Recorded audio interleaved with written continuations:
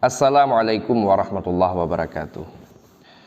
Bagaimana hukumnya orang berpuasa tetapi dia tidak sholat 5 waktu, nggak sholat zuhur, asar, satu pun nggak ada sholat. Apakah puasanya sah apa tidak?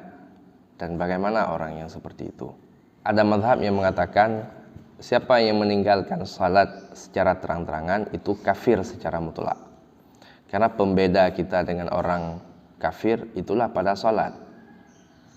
Nah, tetapi dalam mazhab kita, mazhab Syafi'i, tinggal salat itu ada perbedaan lagi.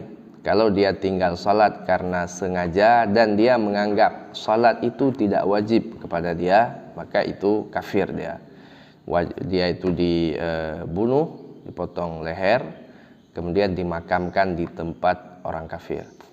Tetapi yang kedua, orang yang tidak sholat tapi dia meyakini bahwa sholat itu wajib kepada dia, maka orang ini tidak dihukumi kafir tetapi cuma dihukumi fasik. Bagaimana kaitannya dengan puasa? Dia lagi puasa tapi sholatnya tidak. Kalau berbicara masalah fikih ini menyangkut dengan sah atau tidak sahnya sah puasa. Karena tinggal sholat tidak termasuk dalam perkara-perkara yang membatalkan puasa. Tetapi kalau kita bicara masalah apakah puasa orang itu diterima oleh Allah, itu bukan wilayah kita. Awwalu ma yuhasibu yaumal qiyamah as-shalah. Yang paling awal dihisab di hari kiamat itu ya sembahyang. Sembahyang itu sama dengan pondasi ibadah. Kalau nggak ada sholat, itu ibadah yang lain tidak ada tempat pegangannya.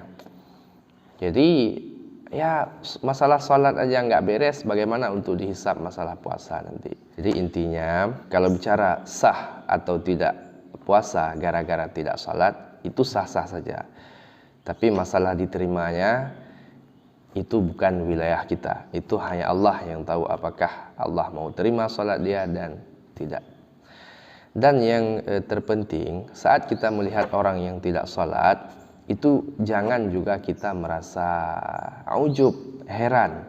Kenapa ya dia nggak mau sholat sementara saya sholat? Jangan heran begitu. Hari ini boleh begitu, tapi dunia itu bisa berbalik, hati itu bisa berbalik. Kalau kita terlalu banyak penyakit hati, ujub, takabur, itu bisa-bisa kita tergelincir, dia yang dapat hidayah.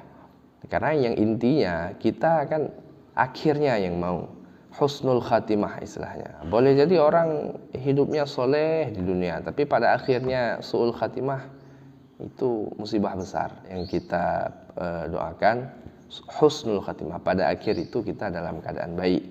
Maka karena kita tidak tahu kapan akhir kehidupan ini, maka selalulah berbuat baik. Itu dia teman-teman. Baik, terima kasih teman-teman. Itu jawabannya. Lebih dan kurang saya mohon maaf. Assalamualaikum warahmatullahi wabarakatuh.